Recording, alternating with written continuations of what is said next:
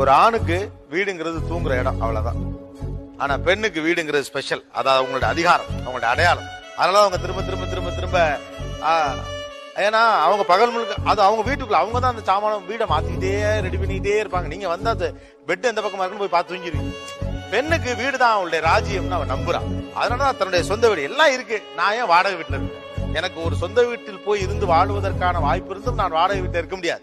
ஒரு பெண்ணுக்கு அப்படி ஒரு உணர்வு இருக்கும். நடந்தால் ஆறு, எழுந்தால் அருவி, நின்றால் கடலல்லோ, சமைந்தால் குமரி, மணந்தால் மனைவி, பெற்றால் தாயல்லோ. சிறு நதிகளே, நதியிடும் கரைகளே, கரை தொடும் நுரைகளே, நுரைகளில் இவள் முகமே. சிறு நதிகளே, நதியிடும் கரைகளே, கரை தொடும் நுரைகளே, நுரைகளில் இவள் முகமே.